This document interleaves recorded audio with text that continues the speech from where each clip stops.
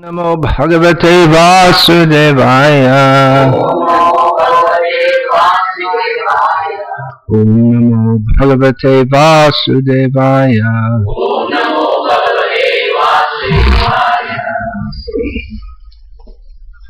Srimad Bhagavad Gita as it is, translation and commentary by His Divine Grace A.C. Bhakti Vikasa Swami Prabhupada. Chapter 13, text 22. Purusha Prakriti Staha Hi Bhunte Prakriti Jan Gunan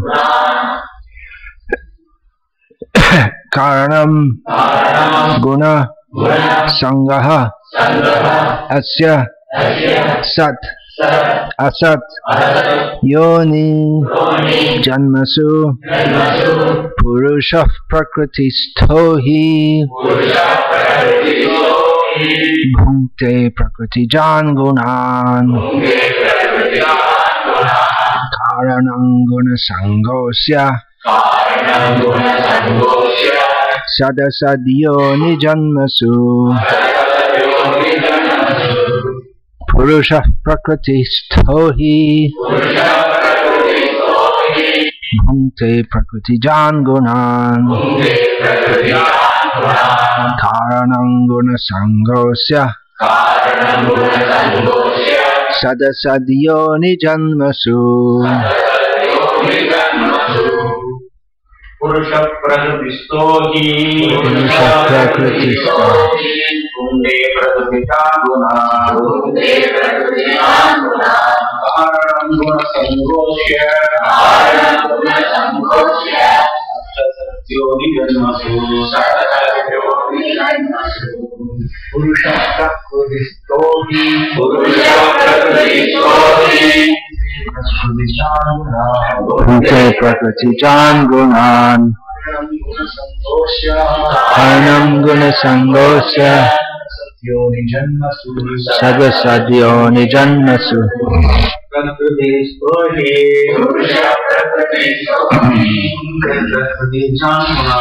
Bhunte Prakriti Jan Gunan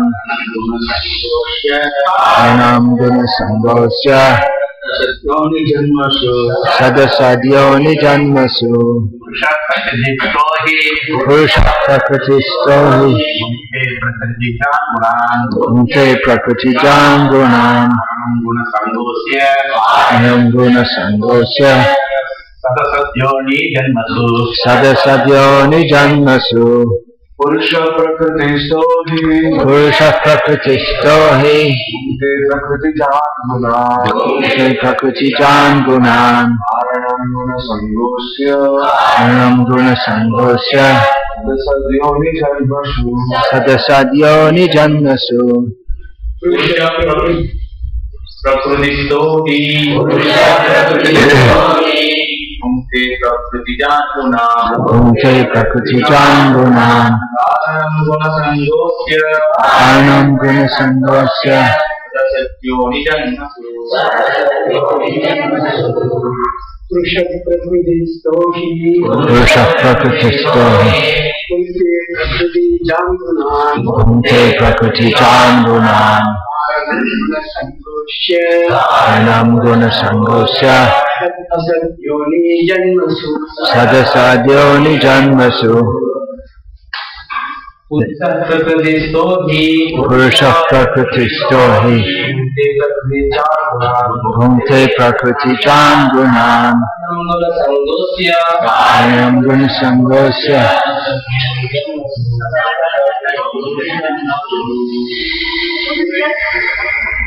Go ahead. Purusha Prakriti Stohi Prakriti Jan Gunan Bhunte Prakriti Jan Gunan Karanam Guna Sangosya Sadasadyo Nijanmasu Purusha Prakriti Stohi Purusha Prakriti Stohi Bhunte Prakriti Jan Gunan Karanam Guna Sangosya Sadasadyo Nijanmasu Purusha Prakriti Stohi Bhunte Prakriti Jan Gunan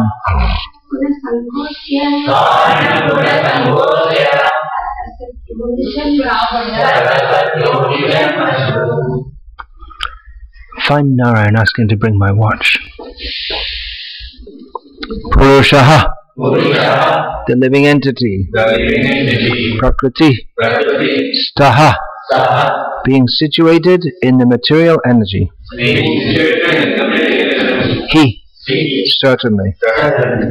Bhunte, enjoys. Prakriti, Jan, produced by the material nature. Gunan, the modes of nature. Karanam, the cause.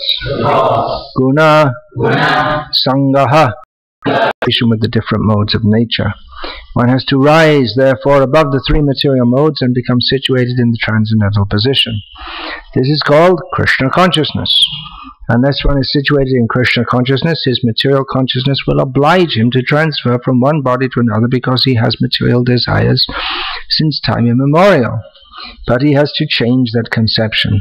That change can be effected only by hearing from authoritative sources. The best example is here. Arjuna is hearing the science of God from Krishna. The living entity, if he submits to this hearing process, will lose his long-cherished Anam Dardhayan Kamadevam Barha Pirang Natavadavapu Karniyo Karnikaram Bibhradvasa Kanikapisham Vaijayantim Chamalam Randran Venor Adhara Sudhaya Purayan Gopavrindayar Vrindaranyam Swapadaramanam Pravishad Gita Kirtihi Shri Radhaya Pranayamahima Kidrisho Veti Vanayaiva Swadyo Yenad Bhuta Madhurima Kidrisho Vamadiha So Kang Chasya Nad Anubhavata Kidrisham Veti Lobha Tadbhavadhya Samajanishanti Garbha Sindho Harindaho Hare Krishna, Krishna Krishna, Hare Hare, Hare Rama, Rama Rama, Hare Hare.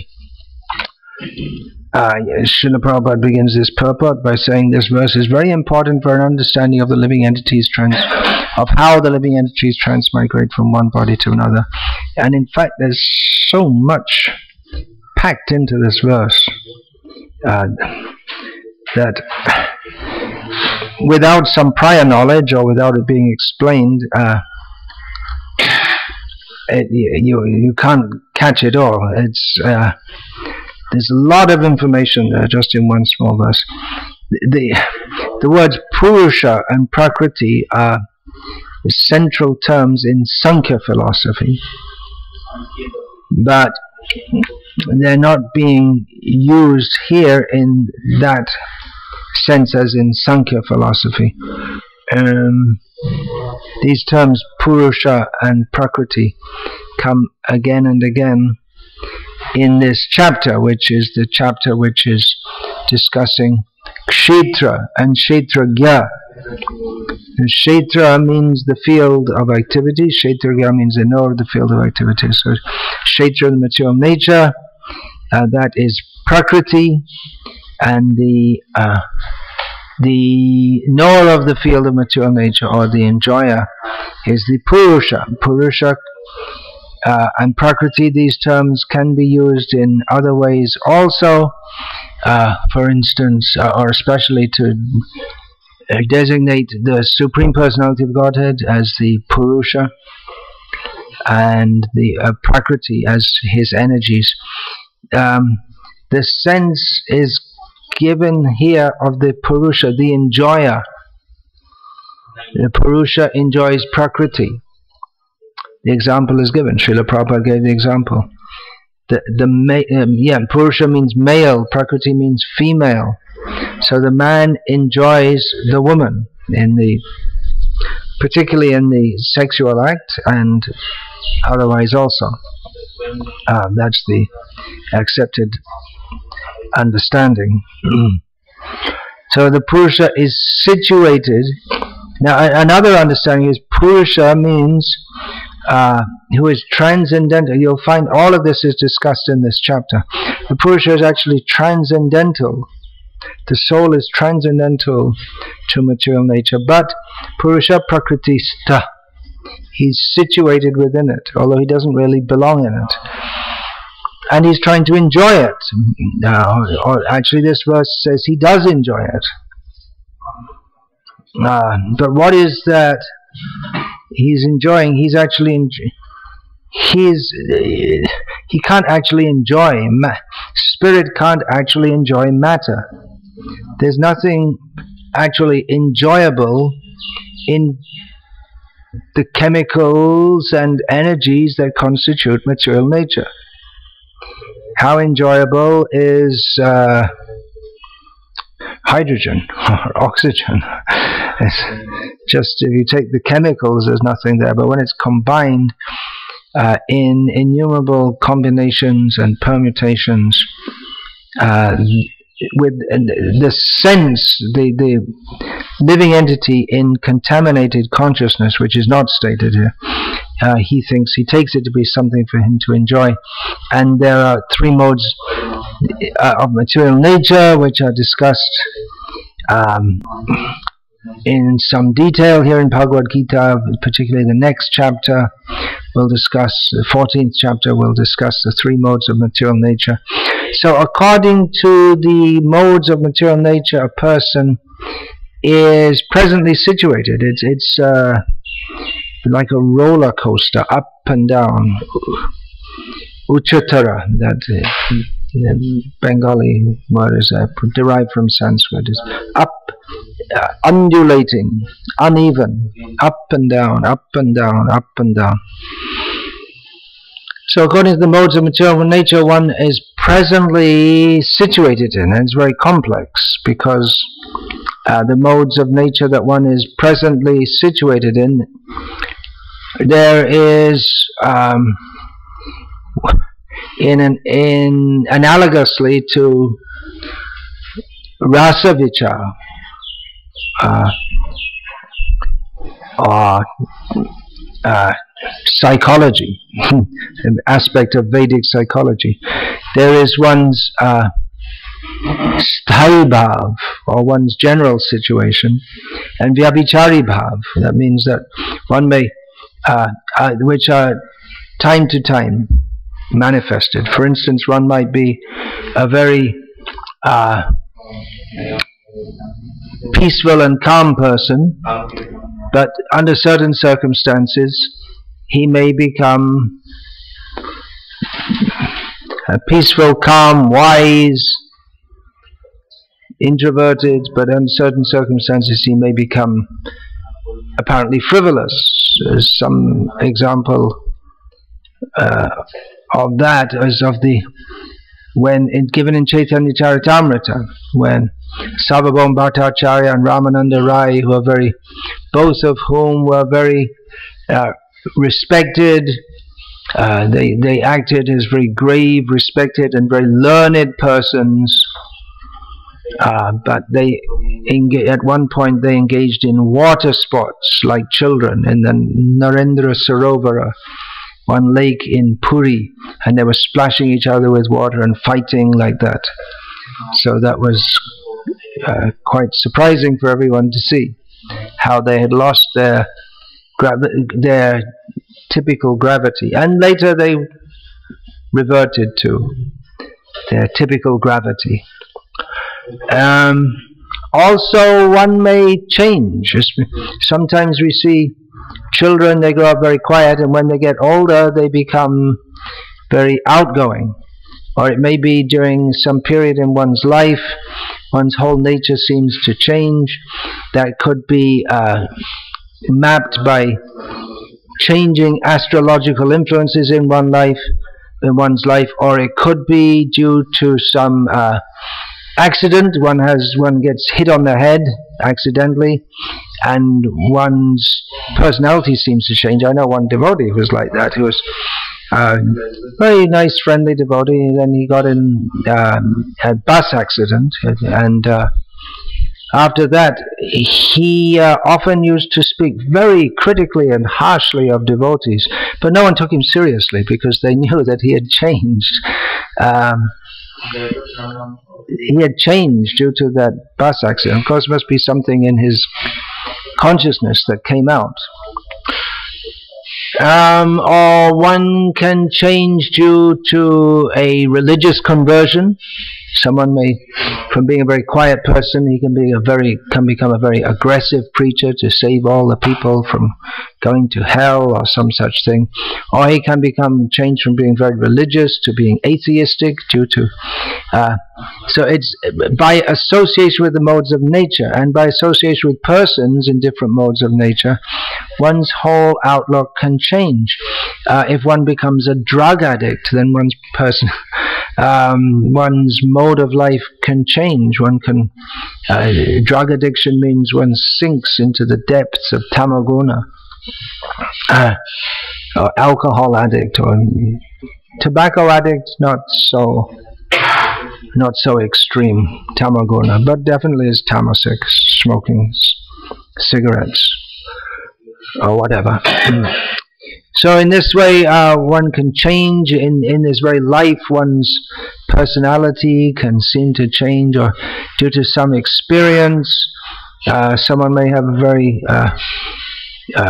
traumatic experience with in some love affair, and then become a woman hater and think that all women are bad and evil. So it's all due to mixing with Prakriti in various ways, and the modes of nature in various ways, and identifying oneself as being part of that Prakriti. And constructing, with the help of every other living being around us, especially other humans, a particular persona. That means persona, it literally means, or the etymological derivation is a mask which covers the face in a drama, so that the real person and his real emotions can't be seen. The audience sees something else. But when we think, I am the mask, and we forget who we actually are, well, that's another kind of insanity. If someone is acting a role in a drama, and someone who's acting in a role in a drama is advised that you have to identify with the role, even if you're not like that.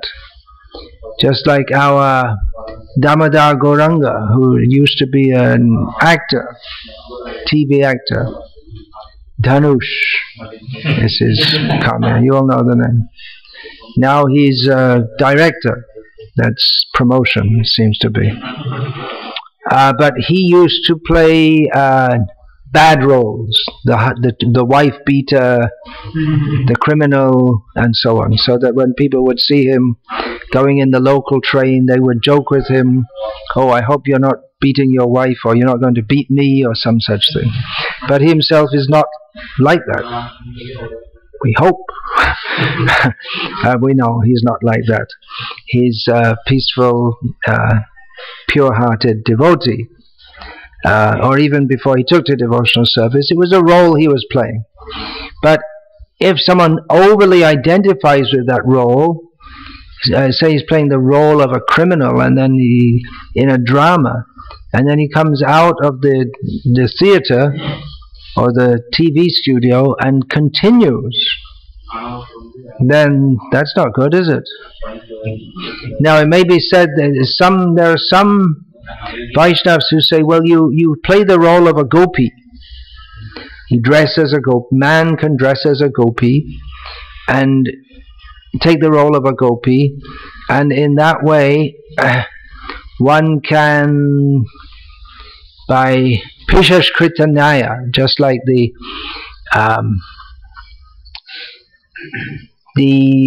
some insect is caught by another insect and in prison, and by meditation they take a body of that insect.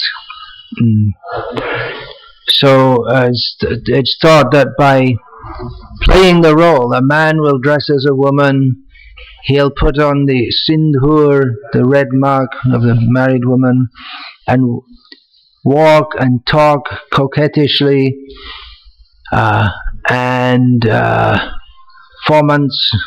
4 days in a month, not be seen, be hidden away. Of course, no one does that nowadays, but until recently it was done among higher class women. They would, 4 months or whatever, in a month they were not to be seen, unless they were pregnant. So by this, the idea was that by taking the role of a woman and considering oneself to be a gopi in Krishna Lila, one can attain to that. And that process is actually there. That's an accepted process, but not to physically imitate, but to mentally meditate upon one's siddha deha, one's perfect form in the spiritual world. However, there's qualification for that. Adhikana labhya siddha deho bhave viparja buddhi janme shaktir abhave. Bhaktivinoda Thakur warns that if we try to meditate upon our perfect spiritual form without acquiring the qualification to do so, then we won't attain to that kind of consciousness, but we'll actually attain to an opposite kind of consciousness. We won't go up, we'll go down, due to lack of ability, lack of qualification. So we're all as if actors on a stage.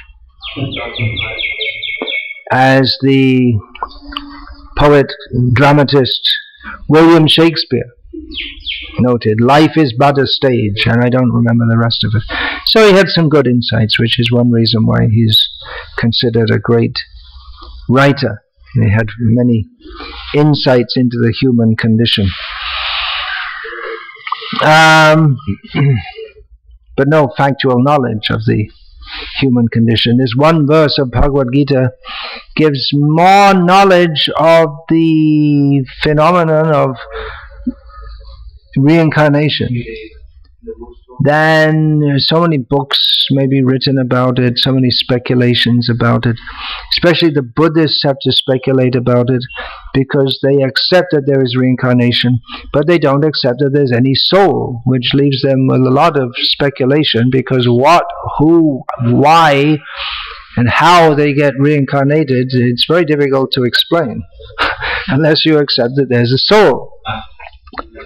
So they got themselves into a existential mess, worse than or philosophical mess, worse than the existential mess that they're trying to get out of.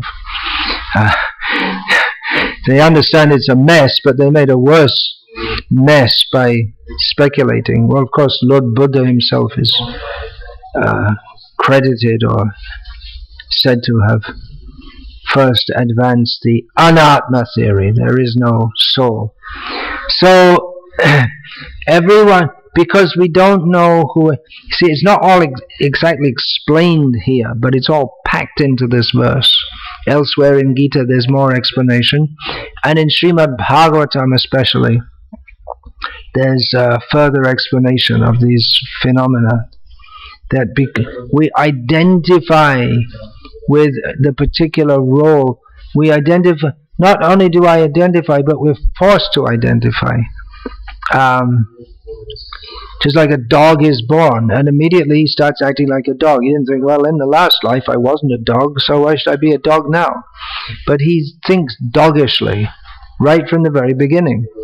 I remember once at ISKCON Baroda there was a pregnant dog who used to hang around on the premises, and one morning I saw she's not pregnant anymore. So where are the little puppies? So I looked and I saw them. I just looked at them. They're all in a bush, all huddled together. I went and looked at them, and immediately one looked out. Boop, boop, boop. So he must have been born just a few hours, but immediately he's in completely in dog consciousness, totally overwhelmed by the present body that he's got, by his dog identity, and he barks. He or she, as we say nowadays, start barking because he's completely overcome by those modes of nature. Only in the human form of life is there a possibility to understand all these things and become free from the influence of the modes of nature. But it is not easy. It is not easy to become free from the influence of the modes of nature. As any honest spiritual practitioner will attest to, that it's a lot easier to talk about becoming free from Maya than to actually become free from Maya. But we have to begin at least by talking about it, because if we don't even know we're in prison, then how are we going to get out to a better life? If the prisoners say, oh, it's such a wonderful prison, see, they bring us food every day and it's so nice. They don't have any knowledge of anything else. Actually, I was recently in a prison in America, only just about a month ago. And I spoke to some of the guards there, and one thing they told me was that actually the prisoners, in many ways, they have a better life than the people outside. Many people outside, they have to struggle to get food. They get food brought to them 3 times a day. And he said they don't grow old. You see someone 10 years in the prison and someone 10 years outside the prison, they don't age in the same way, probably because they have... And then we were discussing, why is that? And they said, well, they don't have stress. We have so much stress in outside life, so much pressure in whatever job you're in, stress to maintain a family. And then I offered, which the average American probably wouldn't understand, they have a very regulated lifestyle. So all these, they have enough time for resting. Most Americans don't sleep enough because of their hectic life. Even if they have enough time to sleep, they won't. They'll stay up late playing video games or whatever. So a person in the prison might think that, well, it's a very nice life. And actually some people, when they're released from prison, they immediately do some crime so they can get back. They'll throw a rock through a shop window and stand there waiting to be arrested. Because they can't cope with life outside, and then all of a sudden you have to look after yourself again. So someone in the prison might think, well, it's okay, I got all my friends in here and play table tennis and they look after us. So we might think it's all right, but actually it's not a normal, natural, healthy condition. Of course, there's only an analogy, because when you get out of the prison, you're in the miserable material world. But if we take the miserable material world as a prison, our real, natural, happy life is in the spiritual world with Krishna. But we take various roles impelled by the modes of material nature. It's very difficult to overcome the nature that one has acquired from previous births. Nigraha kinkarishyati, Krishna says. If we just trying to control ourselves and control our nature, it's very... If we just think, well, okay, now I'm in Maya, so just I'll control all these thoughts and control my mind and senses. It's very difficult to do. I'm not sure about nowadays, but when I joined, there were many cases, including myself, of neophyte devotees who thought, well, okay, now I'm just going to be Krishna conscious. That's it. I'm going to minimize all sleeping and eating and just do more chanting and more service. So for a few days you're just sleeping 3 or 4 hours, no more, and thinking that's too much, chanting lots of rounds, doing lots of service, eating practically nothing.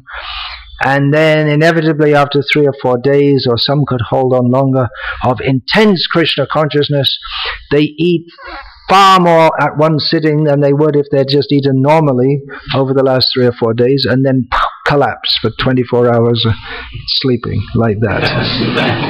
So artificially we cannot simply, even if we know what is the desired situation, it's very difficult to change, just go like that. To just change, just to overcome one's conditioning, it's very strong. Often devotees say to me, "Oh, why don't you tell your disciple to?" And they shouldn't do that. You tell them as if it'd be no need for a guru. As if you just have to tell the disciple once. Okay, now you just be a pure devotee. Okay, it's not so easy. And don't think of Maya anymore. Don't do anything wrong. Do everything perfectly. Yes, Guruji, finished. But it's not so easy. It's not so easy. The power of conditioning is very strong. There's some seminar with some of our devotees, I think from Pune and Chopati, or maybe they have some book called The Power of Habits. And I guess the idea is that they're trying to inculcate in people that if you develop certain habits, then that becomes part of you. It becomes habitual. So if you make the habit of rising early, then you get more time in your life instead of sleeping late. If you make the habit of when you wake up, you get up instead of just lying in a half asleep, half awake state, wishing that it was the evening when you were going to sleep instead of the morning when you have to get up. So habits. You make a habit of thanking people for everything they do, which isn't actually in Indian culture, but in Western culture, at least in English, Anglo-sphere culture, that's considered something very important. Thank you, everything you do, thank you. So habits. The idea that if you do something repeatedly, then you can overcome the bad habits. So that the attempt is there by some kind of sadhana. Sadhana is a habitual practice, changing our habits. There's the external performance and the internal performance, which internal performance, when we're talking about sadhana, Goya Vaishnava sadhana, that often refers to meditation on the Siddha Deha, the perfect body. But here I'm talking about how we rise early in the morning, we attend Mangalarti, we chant. That engages the body, engages the mouth in chanting, but it doesn't necessarily engage the mind. The mind can be somewhere completely different. It's completely somewhere else altogether. But the idea is that to bring the mind, Atmanyeva Vashangnayet, bring the mind under the control of the self. Going to make the sankalpa, the determination, the vow to follow spiritual practices is a very good start. But to actually bring the mind completely in line with, we're not just chanting, but it's coming not actually even from the soul, not even from the mind. Praying to Krishna, oh energy of Krishna, please engage me in your service. And that takes us to the spiritual platform, which takes us to Krishna beyond the modes of material nature. Mangcha yoga vicharena bhakti yogena sevate sagunan samatityaitan brahma bhuyaya kalpate. When one engages in undeviated devotional service to Krishna, one transcends the modes of material nature and comes to the spiritual platform. So that verse is really the summation of the whole 13th and 14th chapters. After complete analysis of the whole situation, here's the solution. Due to association with various modes of nature, we get better or worse births. If we associate with sattva gun, urdhvanga chanti sattvasta, madhye tishtanti rajasaha, jaganya guna vritisto, adhoga chanti tamasaha. If we associate with the sattva guna, the mode of goodness, we go up. That means we may go up to the heavenly planets, we may go up to the sphere beyond the heavenly planets, the planets of the rishis. If we act in Rajaguna, we remain in the middle platform, and if we're associated with, or if we're stuck in the Tamaguna, then we have to go down to the hellish worlds or to lower species of life. So it's all due to our association with the modes of nature. Therefore, we should try to associate with the mode of goodness, or beyond that, the mode of goodness in pure devotional service to Krishna. But the mode of goodness is preferred over the others for personal spiritual elevation. Foods, sattvic foods are described in Bhagavad Gita. We should try to take foods that they nourish the body, they make the mind, they help to make the mind steady for self-realization. It is very helpful for self-realization to make the mind steady.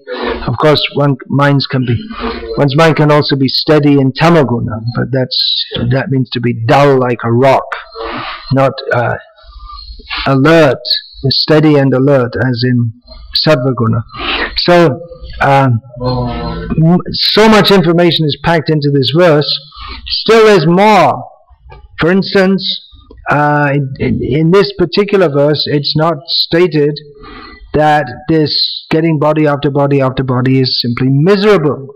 And in fact, if we take this verse out of context, we might think that actually this material world, there is something good to be had in it. Because if you get, here is stated, sada sadyo nijanmasu, one is born in good or bad wombs, literally wombs.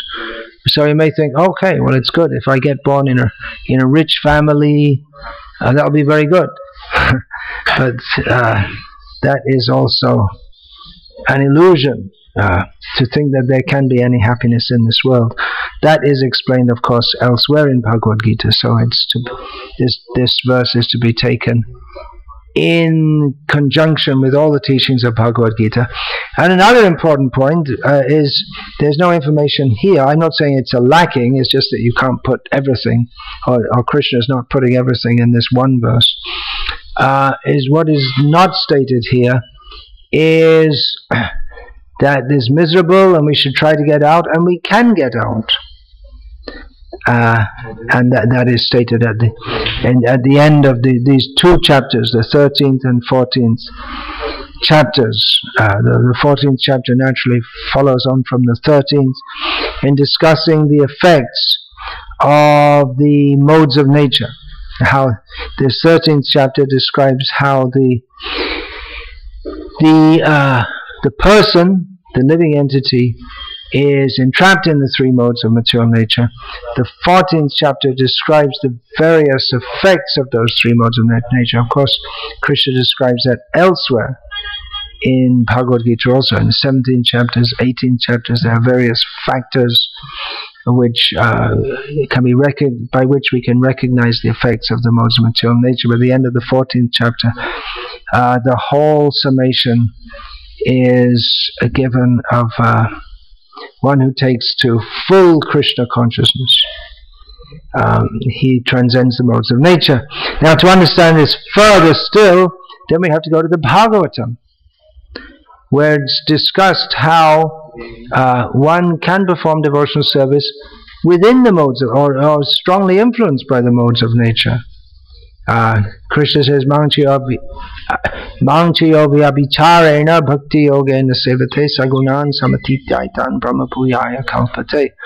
One who performs unflinching, undeviated devotional service to me,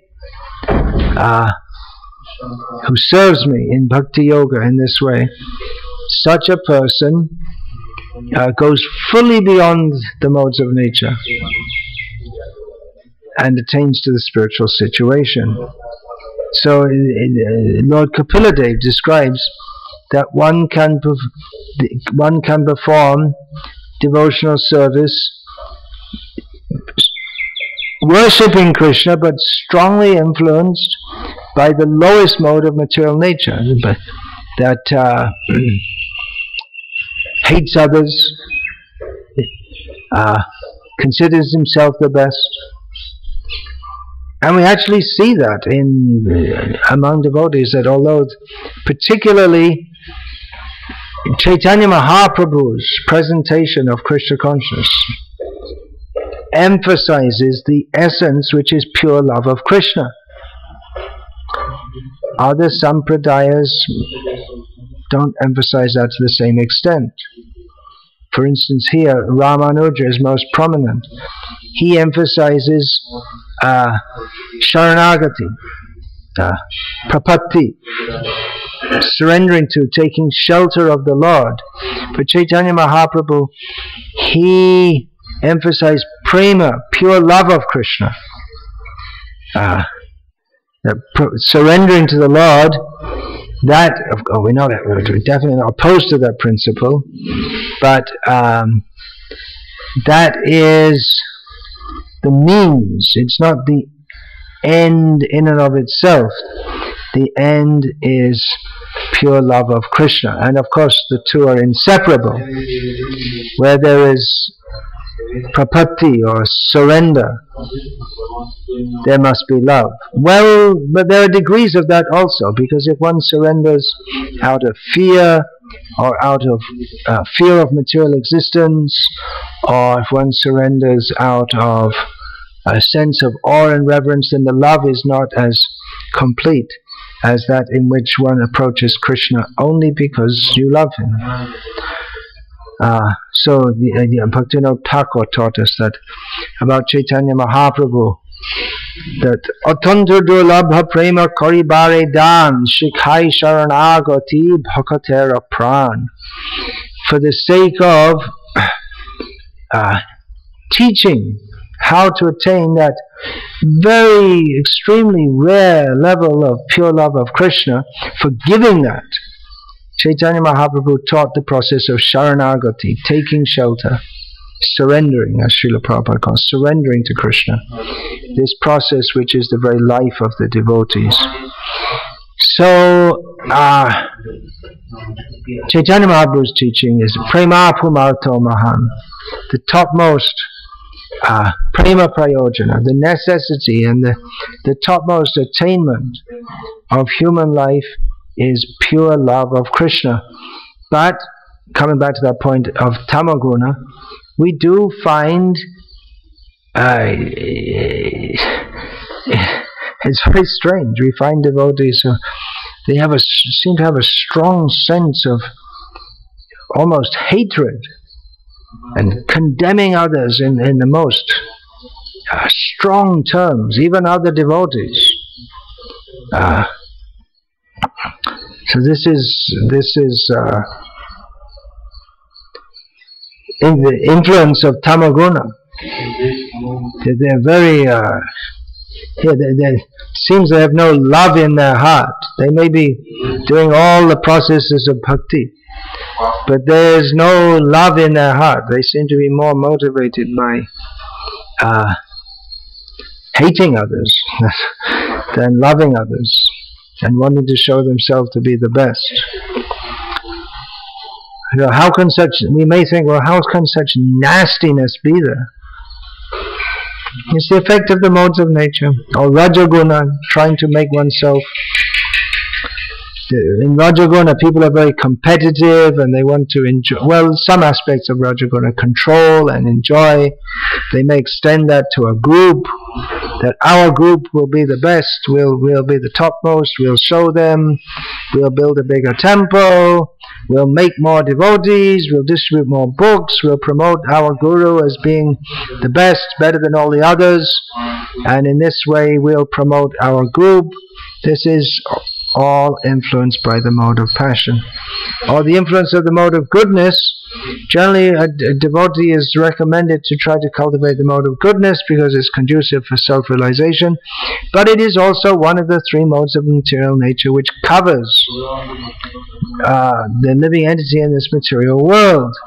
So if one gets into a mode of goodness situation, that one is very comfortable in one's devotional life. He may be very austere even, but very regulated. How can you be comfortable and austere at the same time? Well, one can be mentally comfortable. That, okay, I do all these austerities, and I follow a routine, and it's like this, and there's no real challenge to serve the Lord. They're not taking anxiety. I say, well, anxiety is the mode of passion, but anxiety for Krishna is the means to attain Krishna.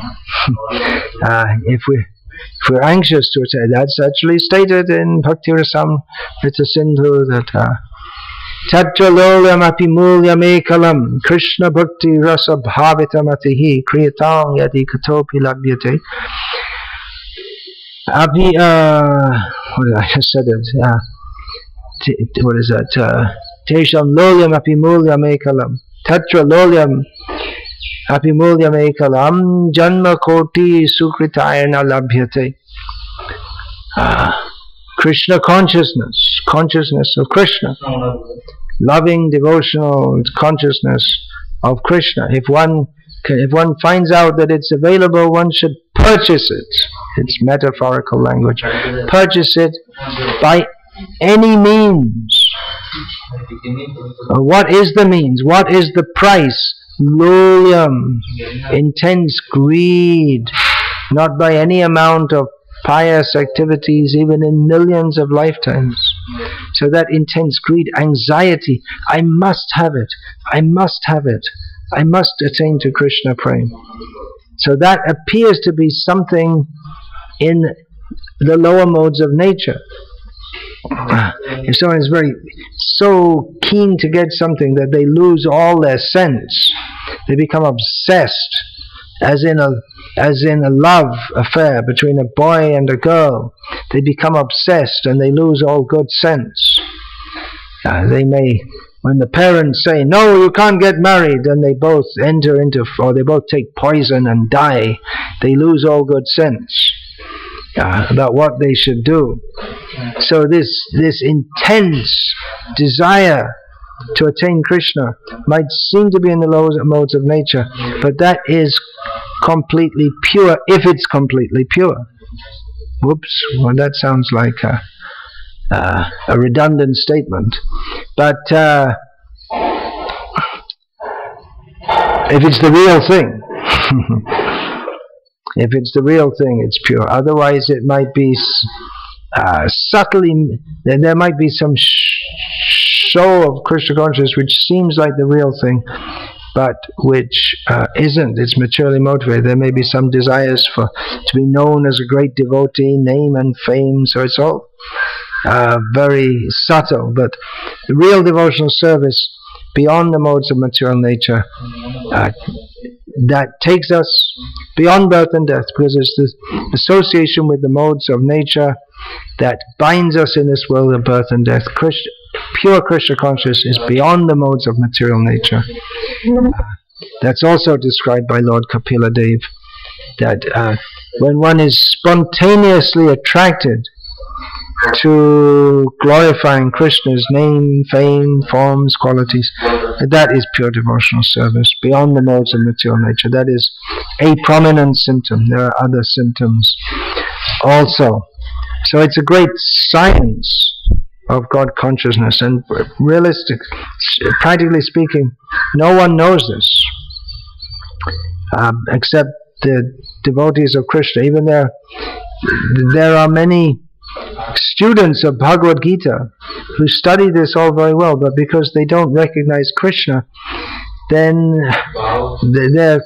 their understanding of all this is completely mixed up. If they take the Purusha to be, as the Mayavadis do, some strains of Mayavadis, they take that the Purusha means that we actually are Purusha. We actually are God, but we forgot it because we're in material nature. So they have the information from Bhagavad Gita, but they have the wrong understanding, the wrong interpretation. So it's very important to understand this properly. As Srila Prabhupada writes, this verse is very important for an understanding of how the living entities transmigrate from one body to another. Yeah, in this verse, in this one verse, there's more than in so much speculation, so much information. That should be properly, clearly understood and applied in our lives. Is there any question, please?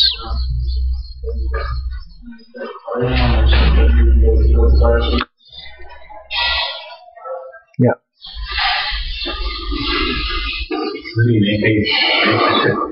That you said that. Oh, there's another important point I wanted to make, which just came in my mind. I didn't write notes. Actually, I did write notes, but something completely different. And then on the notes I had to speak about, I didn't speak anything about that. Yeah, there's so many philosophies in the world, and in the Western world, there's what's called Western philosophy, but it's really a very complex, it's difficult to say even amalgam, but a complex body of various thoughts and speculations,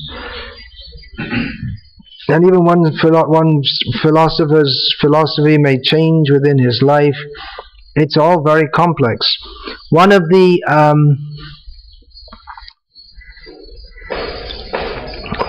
important subjects in Western philosophy, and actually in any philosophy, although we may not use the same terms in every language, in English language, is discussion of subjective reality and objective reality.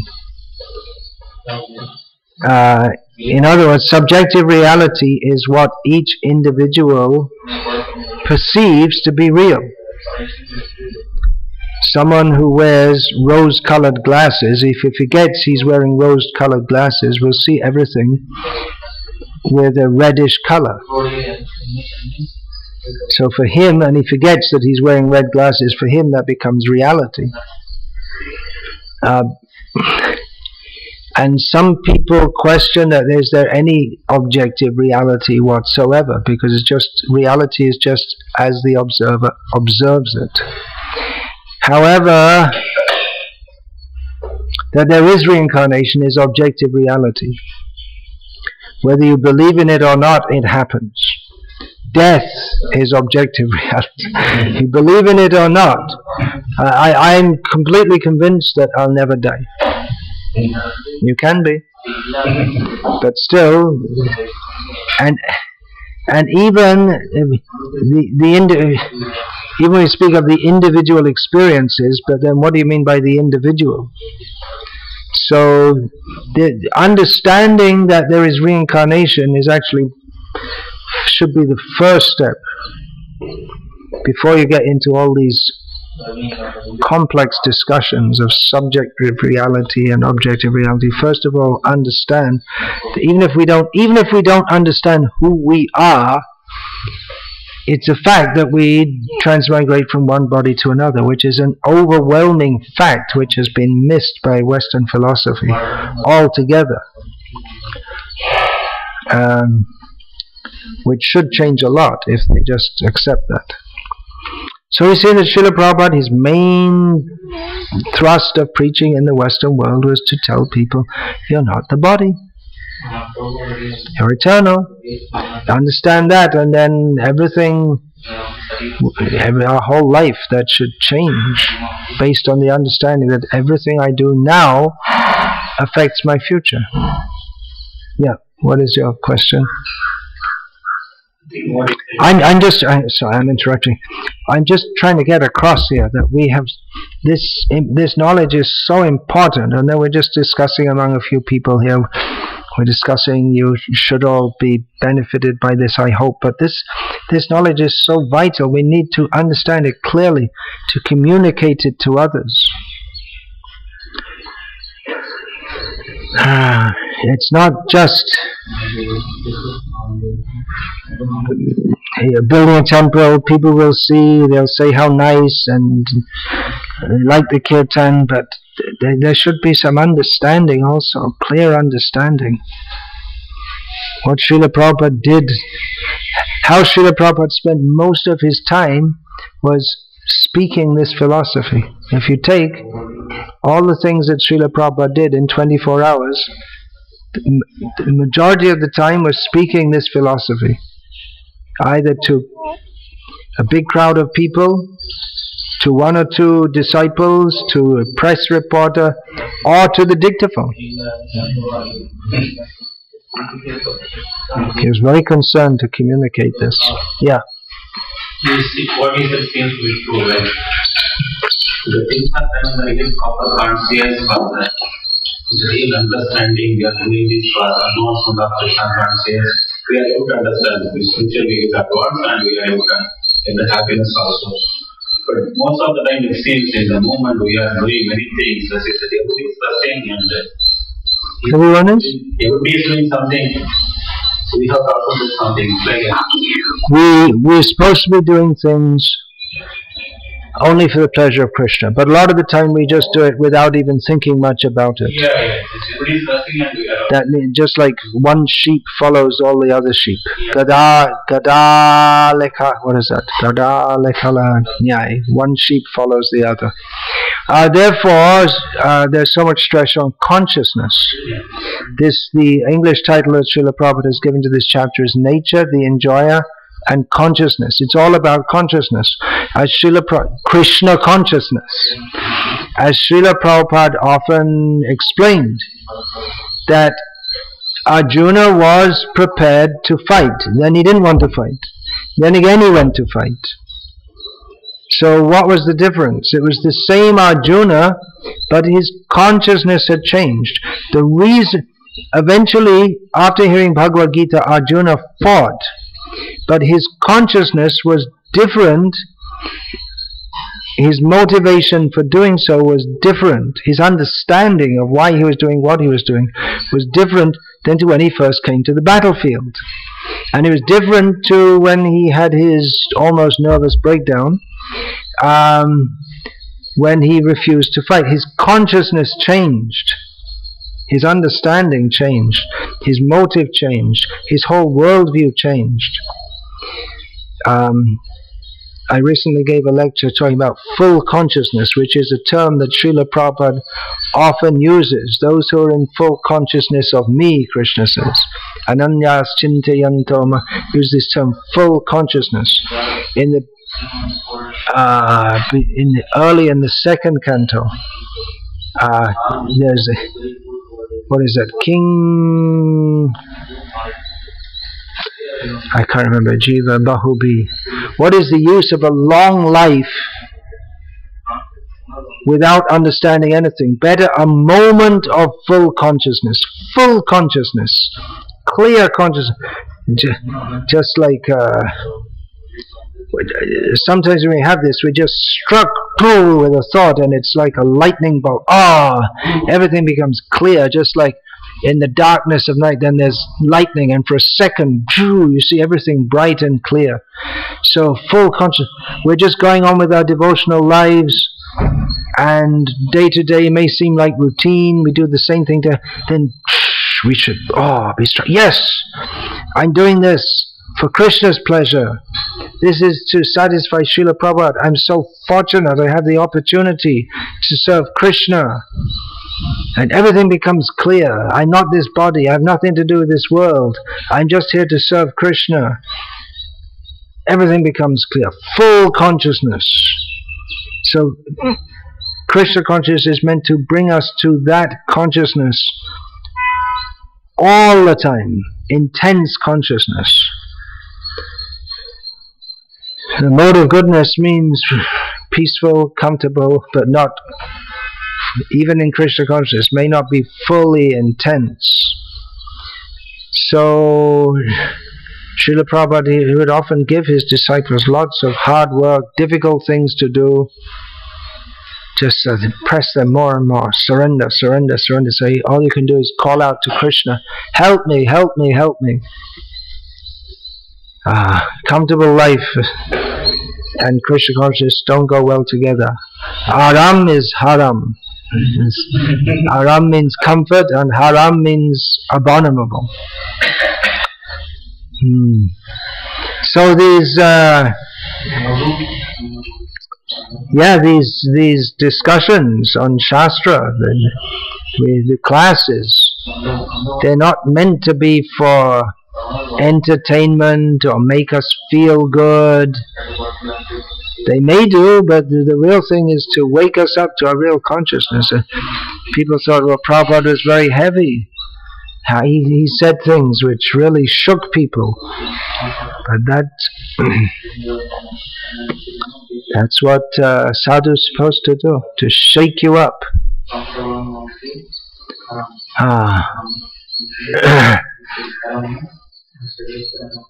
Shake you up and cut our material attachments. Now I always forget this word. Satsu sajjeta buddhiman tato dusanga utsraja. Satsu sajjeta buddhiman santa evasya chindanti manovya sangam uktibihi. Having at least theoretically understood that this whole world is completely useless, there's no happiness anywhere in it. First thing, that's the first thing we have to understand, because we're trying to be happy in this world. First thing to understand, we're nothing to do with this world. It's just a place of suffering. Having understood this, we should be intelligent enough to take the next step, which is to associate with devotees. And what will the devotees do? We think, well, we associate with devotees, nice people. But this verse says that the devotee, then they speak in a not nice way. They cut our material attachments by their words. Not nice. If you find a sadhu who's nice, be careful. Run away. He's just trying. Just like you'll find so many sadhus, they'll give blessings or they'll give seminars on how you can, personality development, it means how you can adjust to the world and live better in it. Cheating. Absolutely cheating. The only business of a sadhu for the neophyte, first thing, somehow or other get it in his consciousness. We're not part of this world. We should not try to enjoy it. That's the first thing the sadhu must do. I just got an email from a godbrother of mine who's a grihasta of sorts. So he said, there's one story I heard from Prabhupada, but I never say this in when grihastas are there. It's just too, I guess he was thinking it's too heavy. Srila Prabhupada told about Shubha Swami, the original commentator on this planet in this Kali Yuga, on Srimad Bhagavatam. He wanted to take sannyas, but he had a young wife who was pregnant, and he thought, how can I take sannyas? Then she gave birth to the child, but she died while giving birth. It used to be quite common until quite recently, that the woman will die when she's giving birth. So he thought, now I'm stuck. I don't have a wife, so I could take sannyas, but I have a baby. So who will look after the baby? Just then he saw one lizard gave birth to a baby lizard. And immediately the baby lizard saw some insect going past, swallowed it. Then Sridhar Swami thought, by the arrangement of nature, Krishna arranges for every living being's food. He left the child and took sannyas.